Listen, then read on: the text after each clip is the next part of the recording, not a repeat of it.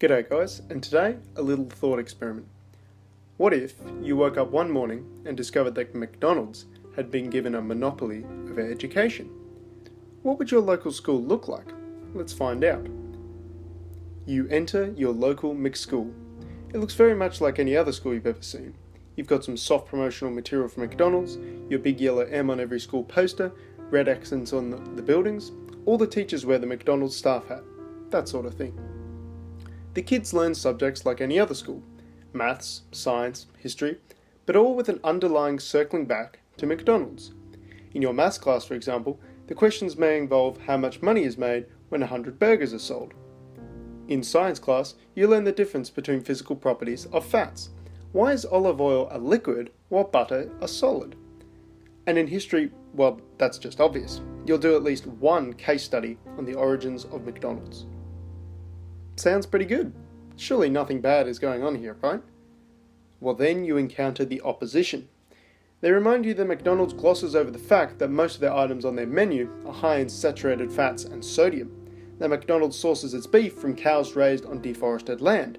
And just look at the rates of heart disease in today's population. It is despicable that this company was allowed to run a school, let alone the entire education system. They're obviously not going to teach our kids the failings and drawbacks of McDonald's. This school should immediately be turned back over to the government. That way our kids can get a proper education without the inherent biases of the private market. All schools will have to be taught through a national curriculum. That way each school can't cover up its ideological faults.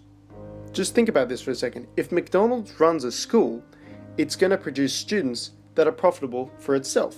It's going to teach kids basically how to be McDonald's workers, and we can't have that. It is quite clear that the only solution to this problem is to give the government total control over our children's education, and hence their perception of reality, past, present, and future. In this way, we can avoid a partisan streamlining of our education system towards a predetermined viewpoint. By giving just one group control over our children's education, we can be assured that they will be given a balanced and accurate view of the world. Never mind the naysayers, of course schools will teach children that taxation is theft and the government is an institution of violence. That way, they can grow up to question the state and help shrink its power. It makes total sense. As an institution, the state differs completely to any other group of humans given a complete level of power. There is no possible way they can act in self-interest, there is no possible way they can abuse their power, and there is certainly no way they will corrupt the minds of children in order to suit their own needs. And if anyone questions this pathological altruism, well, they obviously just hate poor people and don't want them to get educated. After all, before the introduction of state education, poor people were never educated. This is a historical fact, provided to me by my government education. Alright, that's enough of that. It's pretty clear to anyone with half a brain that if McDonald's ran the education system, they wouldn't run it in a way that led people to question McDonald's, because that would be a self-destructing business model. If McDonald's taught people that, hey, look, we're going to learn food class today, and saturated fats are really bad for you, lots of foods really high in sodium are bad for you, so you probably shouldn't go to McDonald's because that food is high in all those things I just mentioned, their business would collapse overnight. So obviously they're not going to do that. Why people think the government can act in a different manner is completely lost me. So obviously we shouldn't centralise the education to any one group, regardless if it's public or private. Ideally what we'd have is a completely decentralised system. Every school or chain of school can essentially design their own curriculum and do whatever they want. Now, the design of each individual curriculum could be aided by other sections of the economy, essentially think tanks that would look at the way children are being taught, look at what the results are, and extrapolate what the best way to teach kids, say, maths is. Say, look, you teach kids maths in this way, it's working really well, we should run with that. This would also increase competition between schools, which, as we know, drives up the quality of service and drives down the price. When you go to two schools today, at least in Australia, you can't compare them on what the kids are being taught. It's all the same stuff.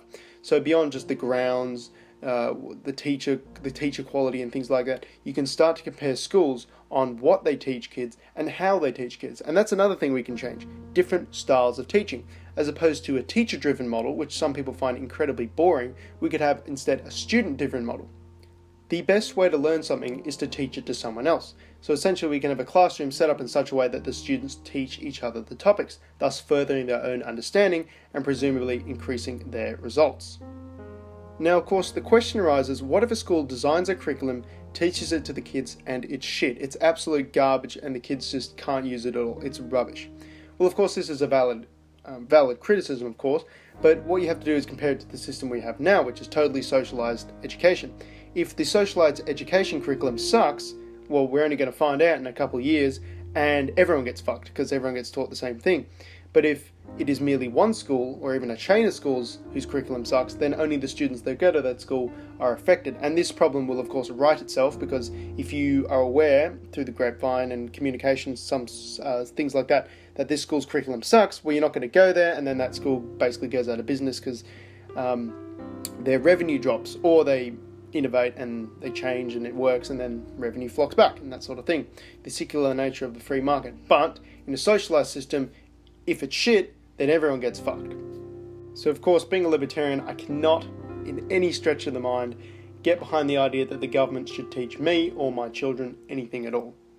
As I've already explained, there's no way they're going to teach children about the true nature of the state. That is, it's an agency of violence, it doesn't negotiate, it just uses force. Taxation is theft, and all that good stuff.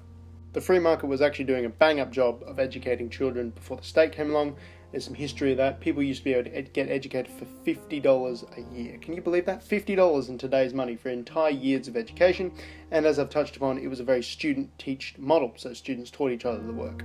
It produced a very high standard. America did used to be first in the world for education, and they've really slipped in recent years due to basically socialism. Unfortunately, at this time, at least in Australia, the only quick solution appears to be a political one. All schools in Australia, regardless if they're private or public, have to use the national curriculum. Even homeschooled children must run off the national curriculum. So unless you want to get into a shootout with your local police force, the only way to change this abhorrent system is to call up your local MPs, write to them, that sort of thing, and attempt to effect a political change. Thanks all for sticking around, and have a good one.